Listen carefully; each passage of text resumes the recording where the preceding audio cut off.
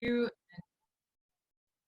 and Julie and Ashley from the office, everyone who's been really supportive in making this happen. And I also just really wanted to commend what you guys are up to there at the University of Chicago, just in the sense that you're continuing on with your intellectual community in these challenging times. So I really salute that, and I'm glad to be a part of that. So I will get started with the presentation, and we'll take questions at the end. I'll go, about 45 to 50 minutes, and then we'll open it up.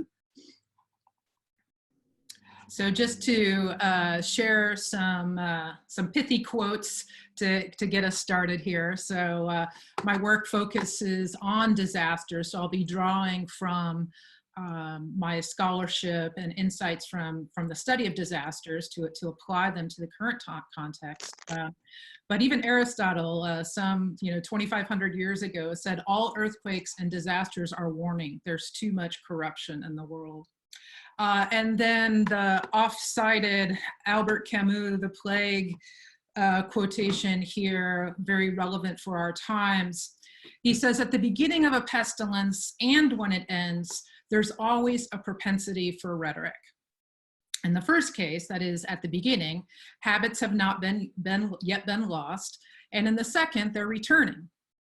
That is, at the end, they're returning. It is in the thick of a calamity that one gets hardened to the truth. So this rhetoric here is this, what he's saying about the rhetoric, that the rhetoric of the times, the rhetoric of the way the social system is structured, all of that is going to be at play at the beginning and the end of the disaster, and in fact during. But the real truth of it will sink in at some point for all of us, in terms of the real felt impacts of the disaster, but of the crisis. But it's in the end, I think he's arguing that we are prone to forget the lessons learned of disasters, because we do revert to our old ways. But that'll be an inquiry here over the course of the presentation about this question of, can we learn from crisis? Can social change happen in the context of crisis? So that'll be kind of one of our inquiries. So I want to share a little bit about my own background, just as a way for you to understand how I'm going to approach this particular piece of work today. So first, I'll say that I am a survivor of Hurricane Katrina. I moved to New Orleans 6 weeks before Hurricane Katrina. And so that's really informed my understanding of crises and disaster, having a real lived embodied experience of it, and seeing sort of the structural differentials in terms of impacts and recoveries from disasters. And it would impact my scholarship going forward. So that's definitely a lens I bring to it, as well as a lens of a middle-class person's experience with a disaster versus the experiences of other people that I witnessed to the disaster. So definitely a specific lens there. And so I've been on that path for 15 years studying disaster. Primarily, my empirical research has focused on Hurricane Katrina, and then starting in 2010, the earthquake in Haiti. And then the lenses that I bring to all of my work, I would articulate as coming from a critical lens, coming from a critical tradition, a Marxian tradition that looks at the structures of society, the haves and have-nots, the winners and losers in society, a feminist orientation. My background, practice background, is actually in feminist social change work, particularly working in the domestic violence field, sexual assault fields, women's economic justice movements, etc. So I bring a feminist lens to my work. And then I also bring a social constructionist and kind of narrative approach. And so I'm always interested in frames. I'm interested in narrative and the way that structures policy making and practice. And then a transformative lens. So I draw from liberation-based social movements and take the view that what happens structurally in terms of how we're situated in society also has an impact on us as individuals, and that the work that needs to be done externally, collectively in communities and organizations is also work that needs to be done internally, interpersonally. And so healing justice and these kinds of lenses play into that in the context of liberation-based social movements. So that will get you a sense of how I'm approaching, I think, my work here today. And so just to kind of wet our whistles a little bit here with thinking about collective crisis and trauma in the context of the pandemic a little bit. So we know that this is a mass community disaster. So it's much different than an individual trauma, right? People experience it individually and have their own lived experiences of it, of course, too. But it's a community disaster, and it's marked by illness and isolation, fear, economic uncertainty. And then COVID, like other disasters, reveals and produces existing social realities. So it not only sort of pulls the veils out a little bit, away a little bit, so that we can actually see kind of a little bit about what's going on if we didn't see that already, but it also continues to socially produce these inequalities and the realities of our social situation. And then what we know about disasters is that people who are already marginalized in society as a result of structural violence are always hit the hardest in disasters. And in fact, they tend to actually suffer a downward spiral after a disaster. For example, I think about Hurricane Betsy, which I believe was 1969, hit New Orleans, hit the Ninth Ward very hard. And so by the time Hurricane Katrina comes along in 2005, there had already been a downward spiral. It had been a thriving middle-class Black community prior to Hurricane Betsy. And so there already was this downward spiral. And then in 2005, we see, so by the time recovery had started to take place in New Orleans, we see just how difficult it was for the Ninth Ward to come back. So not only does it impact them negatively, it actually can result in kind of a downward spiral for folks who are already vulnerable. And then always in any disaster context, in any collective crisis, there's a disaster on top of the disaster. There's always this secondary disaster. And that can mean a lot of things. It could just mean the government ineptitude. It could mean the media portrayal that that can be a disaster in and of itself. It could be disaster capitalism, right? So it's a lot of things, and we'll be talking a lot about the secondary disaster today. But it's normal, it's common. There's always a disaster on top of the disaster, and I know for some of us now, I know for me personally, that's one of the more painful aspects of this is just the disaster on top of the disaster that we're seeing. And I also just wanted to bring up this notion that we really live in times in the context of a collective crisis, that we can really see a sense of the contradictions and or paradoxes that are at work. So for example, hopefully you've seen some really great examples of strong leadership in terms of at your institutions or in your communities, in a neighborhood group, in your faith-based community, right? Maybe you've seen some good examples of that. I hope so. But then also just incredibly poor leadership too, right? So these kinds of paradoxes are common.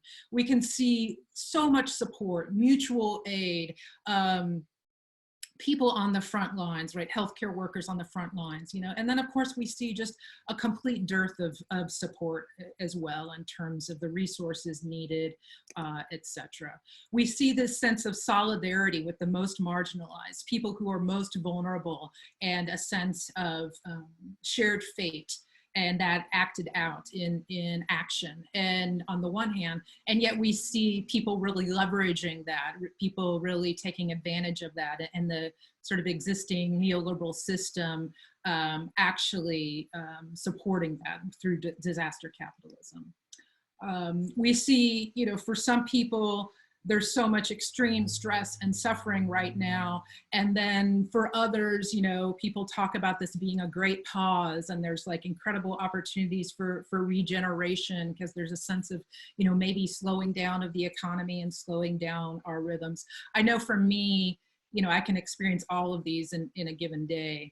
And then, you know, so much loss and grief, and yet for so many, there's a real sense of gratitude.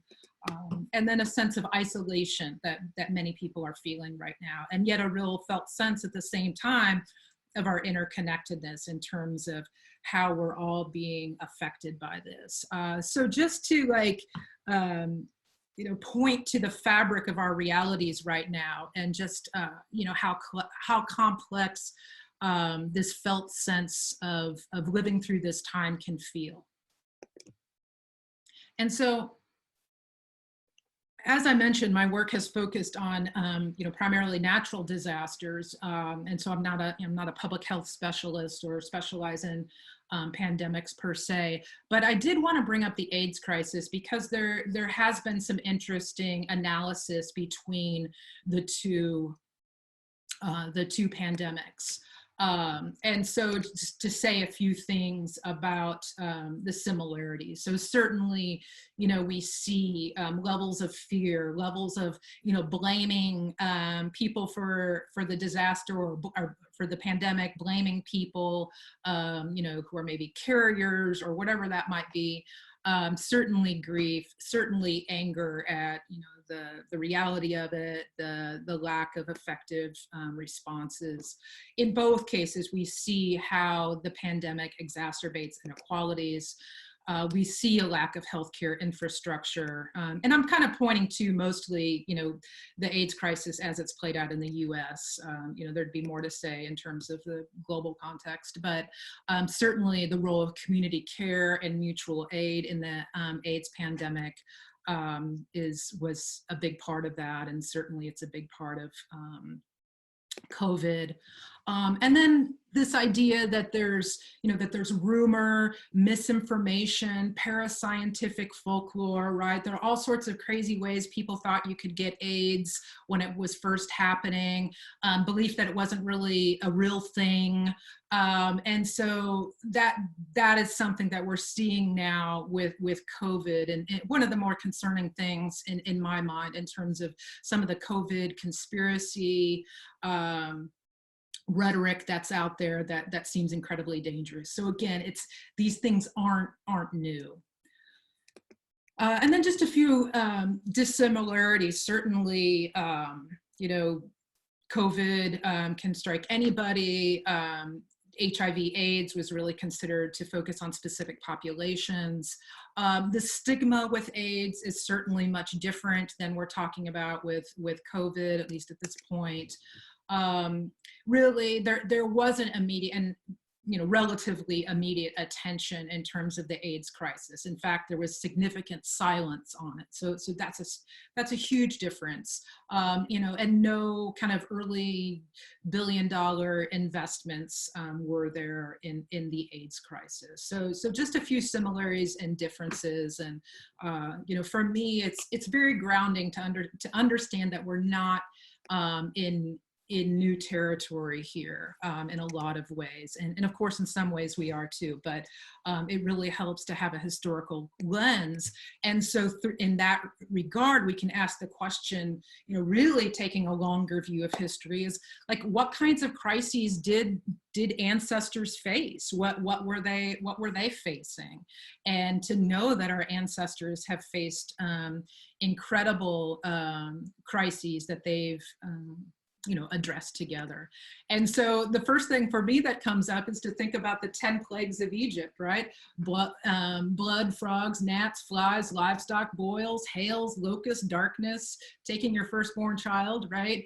There's really interesting research about this that actually says that these aren't really sort of unreal, mythological, or far-fetched. That there's some evidence that these things actually exist. That there really were, locust storms, and that the certain kind of algae made lakes turn red, and et cetera. So these things are sort of lodged in the DNA of humans at this point, and including how we have recovered from them. And so, pandemics of all kinds, from, Middle Ages bubonic plague to, the 1918 flu pandemic that we've heard a lot about. My husband's grandfather died in the 1918 flu pandemic. So that's very much a part of the family history. There's kind of a real lived sense of that. All kinds of natural disasters that people have lived through in this country and other countries, wars, people who have lived even through World War II might have more of a felt sense of what it feels like to be in a collective crisis. And my point being that we can learn from them, and that there's resilience there to draw from. And then thinking too, as we contextualize this collective crisis, as we try to really understand what's going on here, is we have to think about people who have experienced historical trauma and how they are experiencing COVID, right? So if we just take a simple definition of historical trauma that comes from Katrina Walters and her colleagues, we could just say it's the cumulative emotional harm to individuals, groups, or generations caused by an historical event. And so certainly examples would be genocide, any kind of imperialism, colonialism, slavery. These are all examples of that. Again, so that for people who have a lived personal and or intergenerational felt sense of historical trauma, the way that they might be living and embodying a collective crisis is going to be reflected in that. And then also just thinking about the ongoing structural violence that's at play in terms of the way our particular society runs, particularly through a neoliberal lens, in terms of the role that capitalism plays, not having universal health care, people being marginalized from institutions, et cetera. So that's obviously playing a big role in in our need to understand the crisis. And then, so I just want to say a few words about, just in general, thinking about structural disparities, and then also just the importance of thinking about narratives and framing in disaster. So, if it hasn't been clear so far, there's a very large body of research articulating the impacts that race, ethnicity, socioeconomic status, gender, disability, and age have on impacts and recovery from disasters, right? We know that women, for example, suffer disproportionately in disasters because they're caretaking for children and older adults, and so they're going to be less mobile. They're, the women in, and this is very much an intersectional reality too. Women in New Orleans, were less able to evacuate because they had responsibilities for women and older adults who are less mobile. And so after the tsunami in 2004, women were more likely to die from that because of cultural taboos against women learning how to swim. So women historically, and this is again just an example, are ones who fare less. So bringing this lens around this kind of disparity. But then also thinking about the way disasters are framed and the narratives that we see in times of disaster. So there's always going to be narratives about the nature of the disaster, who caused it, right? You know, we see now like the quote unquote Chinese virus, you know, that kind of framing of the disaster. We have to pay attention to the words, the way the victims are described. What are the narratives used to talk about victims in the context of Katrina, for example? Survivors were sometimes portrayed as looters, right, or something like this, right? And then the heroes, you know, who gets to be the heroes? What are the frameworks that we use to describe the heroes? And who are these people that get to be the heroes? The reality is that in a disaster context, most of the people doing the work in a disaster, people who are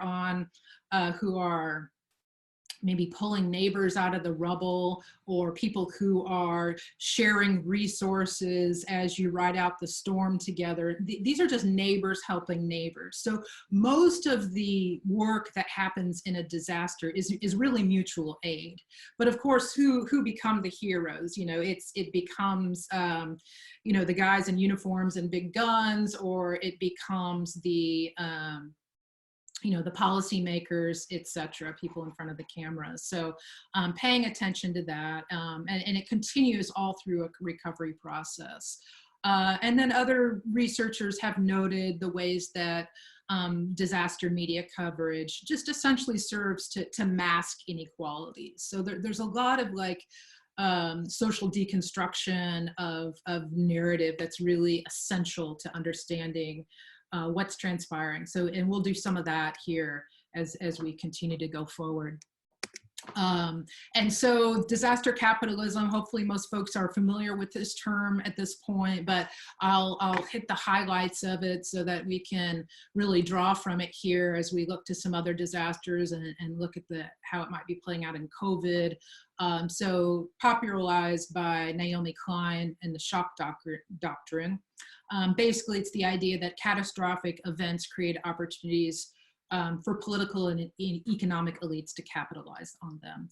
And it's really in the context of a neoliberal economic framework where we see this capable of transpiring. Like the neoliberalism really greases the wheels for this to transpire. And in my book with my colleague Juliana Stistova, we talk about the disaster industrial complex, that there's actually a whole system in place wherein profiteering and privatization benefits corporate and elite interests. At the same time, it undermines public institutions through government retrenchment.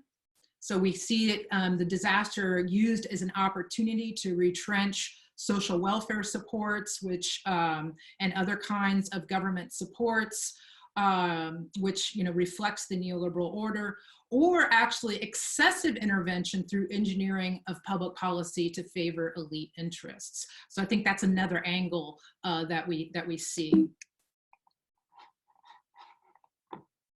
And then you can't talk about disaster capitalism without talking about Milton Friedman. He was actually part of the Chicago School of Economics that really, considered to be one of the fathers of neoliberal economic theory. And that he basically argued that capitalism needs crisis in order to flourish, right? If you've built this economy only on growth, right? If growth is sort of one of the fundamentals of the economy, then it's going to be necessary to have crises to help boost the economy, because you can't have endless growth, right? And so crises actually serve that function. Wars serve that function. He says only a crisis, actual or perceived, produces real change. When that crisis occurs, the actions that are taken depend on the ideas that are lying around. And I add that emphasis there myself. That, I believe, is our basic function: to develop alternatives to existing policies, to keep them alive and available until the politically impossible becomes the politically inevitable. And this is the idea that elites use the ideas lying around and pick them up in times of crisis in order to further for the capitalist agenda. Few more words about that. So we see the privatization of public goods and social programs. In an international context, we see strong presence of foreign investors to boost economies and develop industries. We see this in like a place like Haiti. I saw that quite a lot. Use of public spaces for commercial purposes. In New Orleans, we saw public housing completely dismantled in favor of developers who had long had their eye on public housing in New Orleans. And also importing supplies and labor from other nation states. So certainly just a general outsourcing and privatization that we see at work. So classic examples of understanding disaster capitalism. 9/11 paved the way for what was the very heavy-handed Patriot Act, which sort of launched more of a culture of surveillance and launched a war that allowed for the production of a free market Iraq. 2004 tsunami, for example, enabled the government of Sri Lanka to force the fishermen off beachfront property so it could be sold to hotel developers. So again, these ideas are lying around. They've had these ideas they had those ideas for a long time that beachfront property would be great to develop hotels on. And then the disaster creates an opportunity to whoosh right in and to enact the disaster capitalism. And so, her book is called, Klein's book is called Shock Doctrines. And so the idea is that, in a time of crisis, people are in shock, they're disoriented, and the public does not necessarily have their wits about them nor the capacity to resist in a way that they might otherwise resist. And they're very vulnerable to a lot of the narratives about heroes, the narratives that I'll sort of get into here a bit more. And then I have to mention the concept of non-profiteering. So non-profiteering, scholars have argued, play an important piece in this as well. And I'm more talking about big NGOs in terms of global crisis, but I think there's something to be said here for the way that local nonprofits can play into this too, in the sense that they gain big grants and other opportunities through extensive fundraising, etc., which can sort of perpetuate the status quo. So I want to talk a little bit about Katrina, then I'm going to talk a little bit about Haiti, and then I'll sort of eventually get into talking about, making some connections to COVID. So just a little refresher, Katrina was a Category 5 hurricane that hit the Gulf Coast on August 29th, 2005. But what's important to remember about Katrina was actually the hurricane did not fully hit New Orleans head on in the end. It actually ended up moving a little bit. But what the big disaster was the levee failures. And that would flood New Orleans, and it would keep 80% of New Orleans underwater for several weeks, including my own home. I had 6 feet of water in my neighborhood. It would kill over 1,000 people, displace 1.5 million people, and is considered the costliest disaster still in US history. So one of the big themes that I just wanted to bring forward here is just these ideas that I've been talking about already: neoliberalism, structural violence, shock doctrines, and the ideas that are lying around. So certainly we see the ineptitude of governments at every level. In New Orleans, we saw that at the federal level, we saw that in terms of Bush's response, but also we have to understand how kind of neoliberalism plays into the disinvestment of governments, and how in some ways their ineptitude is kind of part of the design of neoliberal thinking, in the sense that it forces civil society to step up when there is such ineptitude, and that that creates a more functioning neoliberal environment. So for example, FEMA had been brought, just shortly before that, had been brought under the auspices of the newly created Department of Homeland Security. So before, FEMA had been an independent entity that had much more resources and capacities, and so they had been cut off at the knees a little bit at that point. And then we would see it at the state of Louisiana level from the Louisiana perspective. It also impacted, of course, Mississippi and Alabama. And then we would see that at the level of the mayor, the city council, etc. Another piece of this are the fact that in New Orleans, public housing, public schools, and public hospitals were essentially dismantled in favor of privatized solutions after Katrina.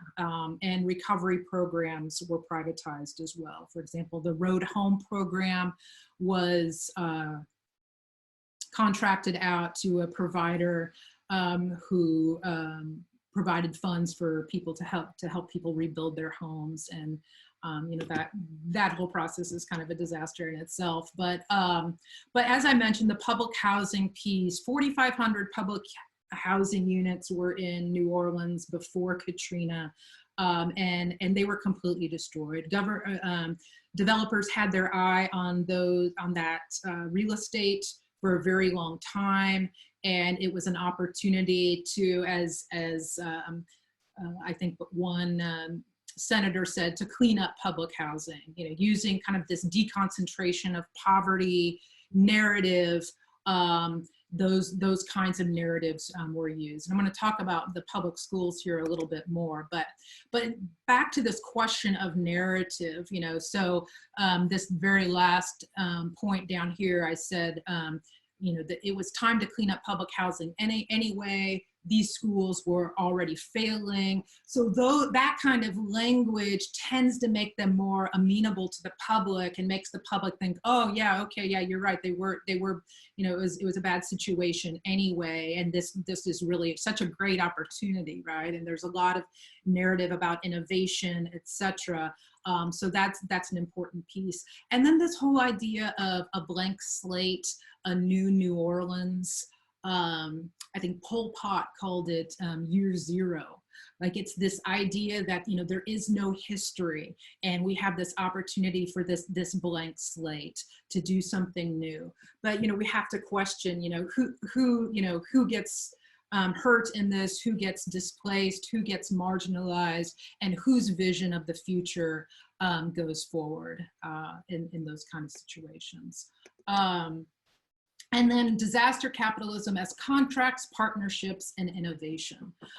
And again, I'm not saying that these things are all necessarily bad things, but we need to think about them in the context of just sort of the larger neoliberal project and the ways that they can be utilized that can ultimately hurt the most vulnerable people. They seem like really good opportunities at the time, but they can hurt people. Particularly the most vulnerable. So after Katrina, 7,000 New Orleans school teachers, mostly African-American women, were fired. A majority African-American elected school board was replaced by a white majority board, and the South's largest local union, the teachers union, was dismantled, all in favor of market-based school reforms. It's considered the largest project in school privatization history. And again, so like the narrative is, those schools were failing anyway, and this is a great opportunity at innovation. So it was marketed as this innovative approach to teaching. So they brought in all these young, inexperienced white college graduates recruited from all over the country. They came through Teach for America and other programs.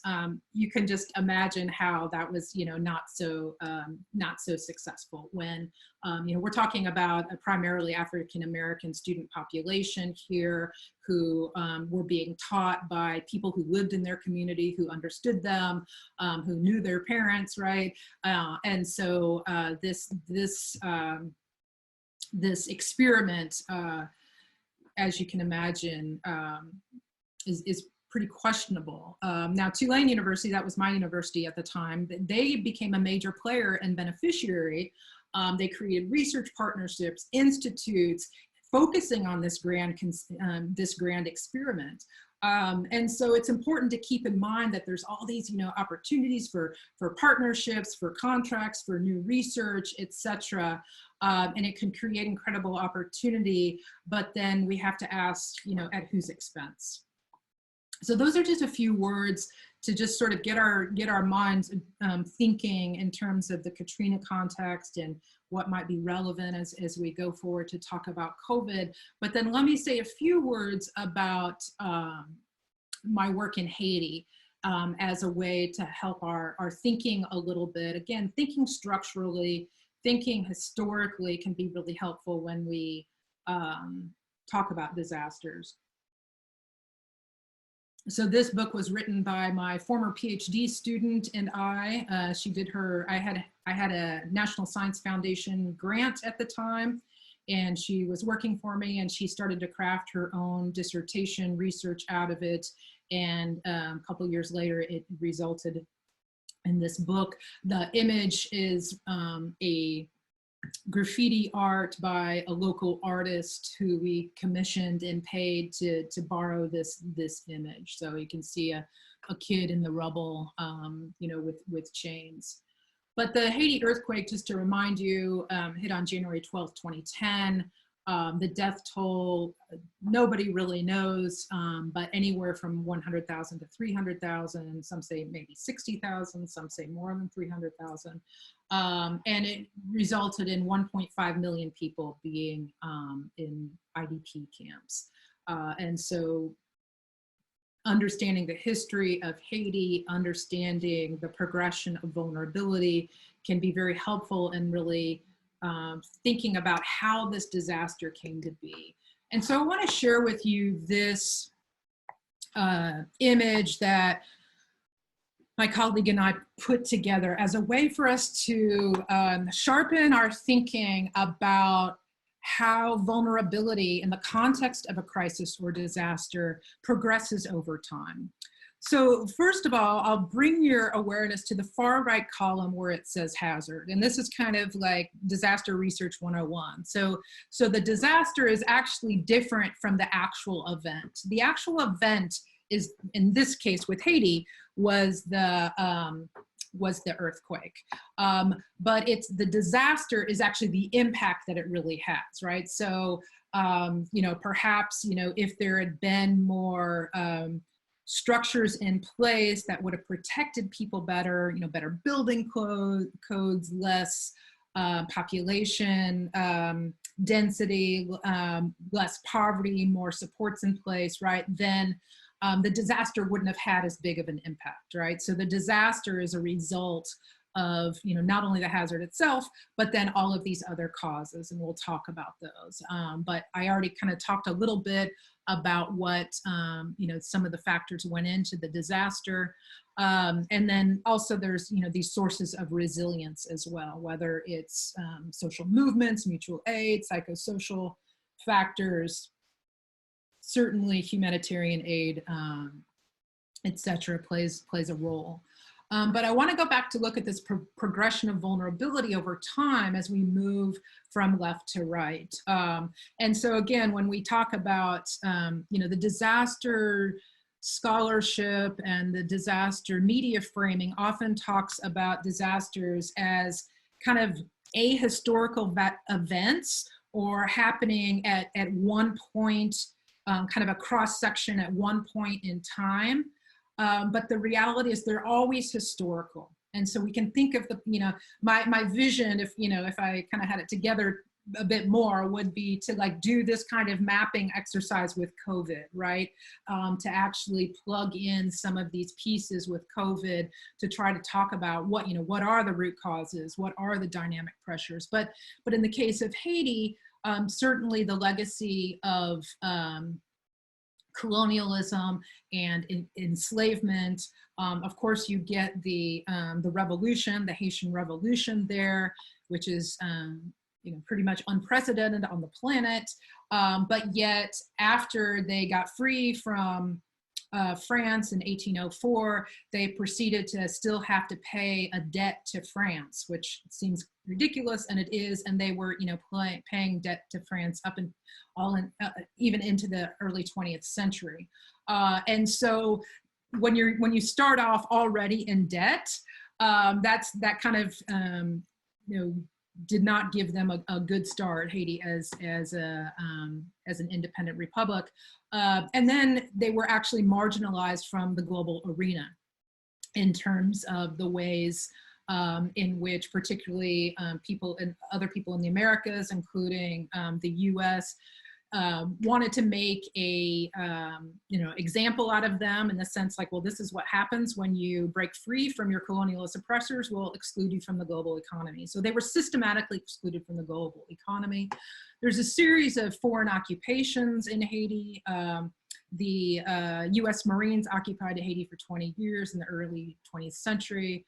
History of dependence on foreign aid, and really just kind of an engineering of Haiti's well-being on part of the globalization and neoliberal powers in terms of loans and debts and development, humanitarian aid, history of coups, etc. So those are really, when we talk about the disaster, about why so many people died, etc., those are really the root causes. And when we can do that kind of thinking and bring those kinds of narratives to the forefront, I think we're doing a value added in terms of our communities when we're talking about these kinds of things. And then we get into the dynamic pressures. So kind of what are some of those pressures of the moment that people were facing? Well, in the case of in Port-au-Prince, we have this intense urban concentration, a phenomena that we see all over the globe in terms of the flight from rural areas to urban areas to find jobs and opportunities. However, there was a bit of an overpopulation, condensation crisis there. So there were problems of the infrastructure, acute poverty, deforestation, social equality. They'd also been recovering from previous disasters. So those were just examples of some of the dynamic pressures. And then actual unsafe conditions that people were in that even sort of made them even more vulnerable in terms of food insecurity, living on steep slopes, poor sanitation and hygiene, which would make people sick, and give them less resilience. So lots of things to talk about there, but I think you get the idea in terms of thinking of this progression of vulnerability as a historic phenomenon. So let's say a few words then about COVID and in terms of these questions around disproportionality, structural violence, etc. So certainly what we're seeing now are the impacts of the virus on working class people on the front lines, essential workers, right? So we see the disproportionate impacts. Bring in a little bit of data here. So this is some New York City data that just came out. And these are the death rates, the race ethnicity death rates. So among Black African-American persons, 92.3 per 100,000, Hispanic Latino, 74.3 per 100,000, and white 45.2, and Asian 34.5. So definitely, the data, this is one example of this kind of data that it's starting to come out that there's disproportionate impacts. And we could do the progression of vulnerability over time, but, we also want to include things like healthcare access and that sort of thing as part of this. But also, this is just kind of an interesting way that we see the structural violence manifesting in the COVID context is some data was just released from Brooklyn about the number of arrests for social distancing violations. And this is the data from March 17th through May 4th. And 35 were Black, 35 of the people arrested for social distancing violations were Black, 4 were Hispanic, and 1 was white. And, and this includes, both Black and white neighborhoods in, all the neighborhoods, because there's, plenty of white. It's not like, this is reflective of the, population. So definitely seeing disproportionality there. Naomi Klein herself, she put out a video 4 to 6 weeks ago. She's probably, I'm sure she's written a lot more too, talking about, brought up this idea of coronavirus capitalism. Example would be, no strings attached corporate bailouts, bailouts for fracking companies, cruise ships, airlines. And these are just some of the questions that she had brought up at the time. Is this going to be a reason to cage more immigrants, to privatize Social Security through a payroll tax, et cetera? So again, it's the question of the ideas lying around again. So these are the ideas lying around. A lot of gloom and doom here. So I want to talk about mutual aid and collective healing, solidarity, social change, shifting a little bit here. So again, so a lot of the narratives that we see in the media tend to focus on the chaos, the looting, the selfishness, the lack of pro-social behavior. But the research on disasters is like abundantly clear, is that we see pro-social behavior in the context of disasters.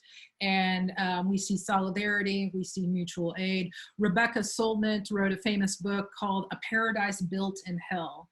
So this is this idea, and this is really what got me interested in studying disasters.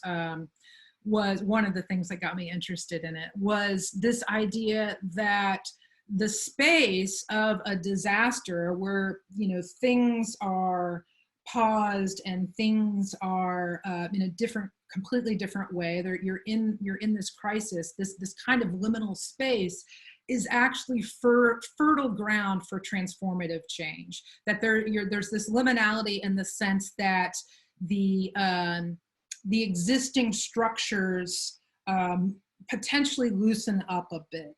And that's in the sense that because people are impacted across the board, because everybody's impacted, even in New Orleans, where there was a disproportionate impact of, say, low-income people of color, certainly, I lost my home, many middle-class people, like everyone was affected, right? The entire economy shut down, the entire city shut down, everyone is affected. So there's this big sense, and what we're getting here in the COVID context, of this sense of potential solidarity. And there's this sense of like hopefulness, and we're all in this together.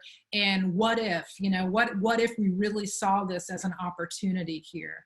So, so that's that space. Now, the question, that we have to ask these questions about whether that does indeed happen in terms of this transformative change. Does that happen? And I'll talk about that here in a minute. But certainly there is a window that opens. At some point it closes back up again, but there is a window. And just a reminder again that collective crises require collective solutions, right? Different than individual approaches to trauma, we need collective solutions.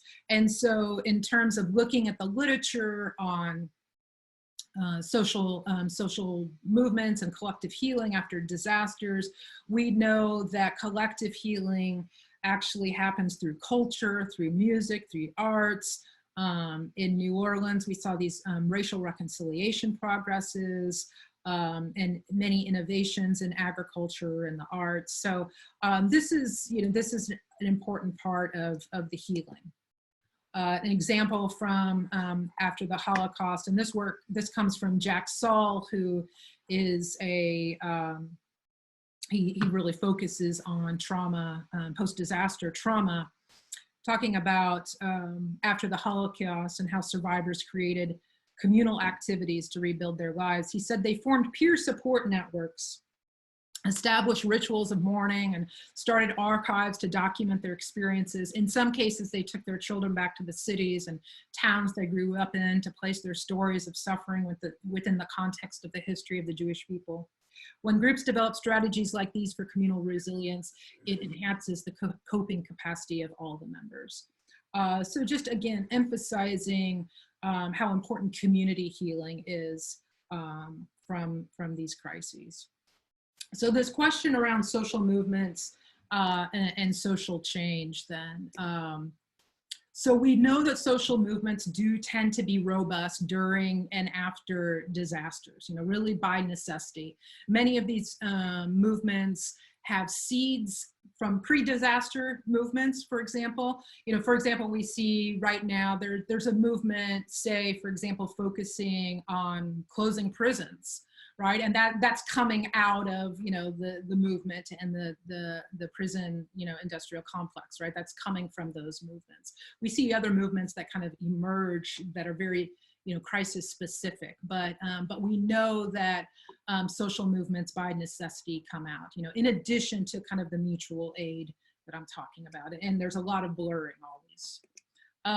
So certainly the AIDS movement is an example of this. Neighborhood recovery movements in New Orleans, courageous conversations and racial reconciliation processes that were happening. Women's and peasant movements were strong after the Haiti earthquake. So again, just examples about how the robustness.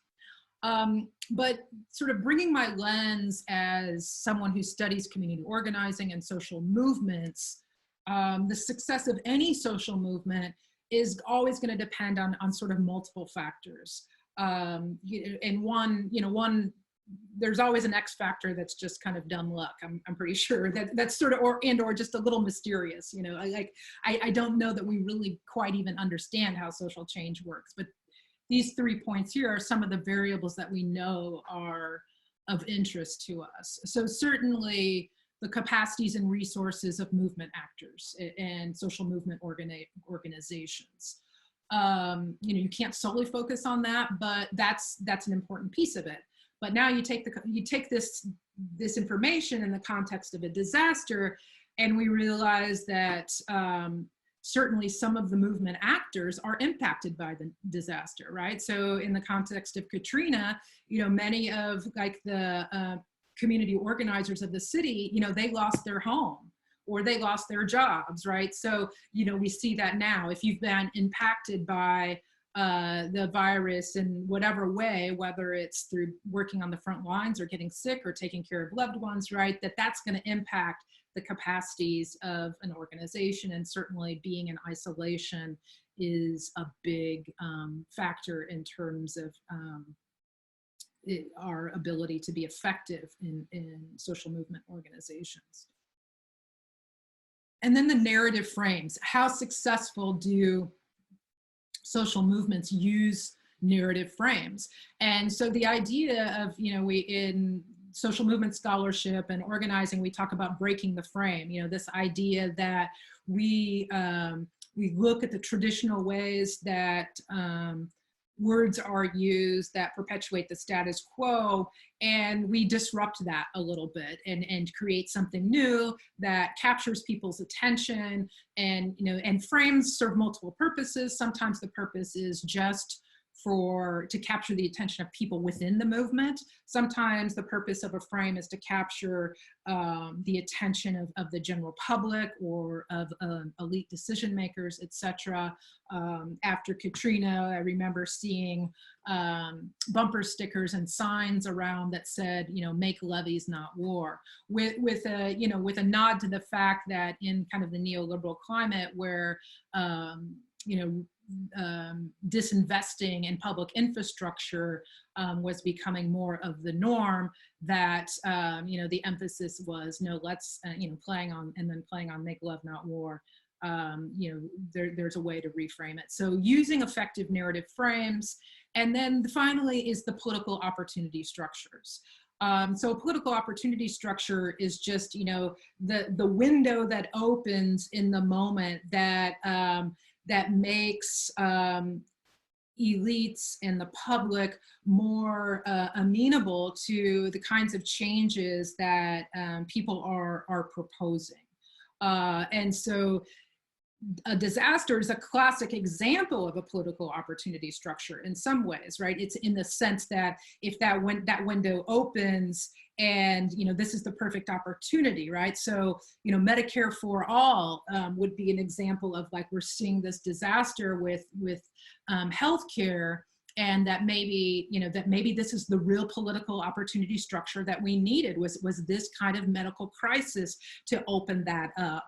On the other hand, the things I've been saying about disaster capitalism and elites, makes us realize that it can be it can be iffy. It can go the other way too. So, but at any rate, no change is going to happen just because elites are being generous or magnanimous, right? Power concedes nothing without a demand, as Frederick Douglass said. So social movement actors have to be doing the work. So, this kind of inquiry, of do disasters teach us anything? Can social change occur after a disaster? Yeah, I mean, it's a good question, I think my reading of the literature would be that some reforms can happen. There were some good modifications to FEMA policy, for example, after Katrina, that made the benefits and resources that FEMA had to offer more accessible to lower income people who didn't own homes and that sort of thing. So, that's an example of a reform, of a change that can happen. But the question of, can social change occur? And by that, I'm talking about, real structural change. Scholars have investigated this question, and I'm here to report that the answer might be no. but that's one read of the literature, and it's it's certainly like I said, I think how we understand social change and how it happens is elusive, and how we move the needle forward can also happen in increments as well. So I think there's, like I said, a lot of possibility there.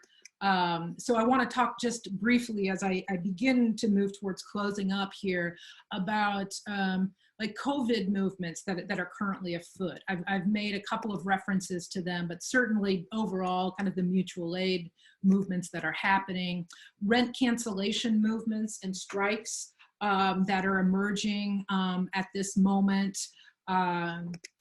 Medicare for all, prison abolition that I mentioned, all of the workplace justice movements that are happening, worker strikes, Amazon, Instacart, those places, as well as nurses organizing for healthier working conditions for them. So the workplace justice movements seem to be strong right now as well.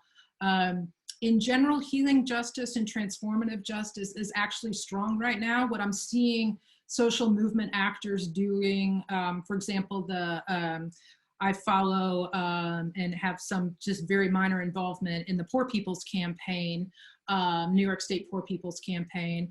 And, they're using it while there is some actions involved, they're using this time as an opportunity to focus on healing justice and transforming justice. In other words, focusing on the ways that we need to educate ourselves, that we need to change our consciousness. The local chapter here is doing a book club on Naomi Klein's shock doctrine. So that piece is strong in terms of people using this time effectively. Also noticing feminist narratives about the gender disparities that are coming through right now. Those are just some. I'd love to hear, other people's observations about that. So I think I'm pretty much done here. No, actually I'm not. I want to say a couple more words about I guess, I'm very interested in climate crisis as another form of collective crisis, and some of the language and frameworks that we use to talk about that.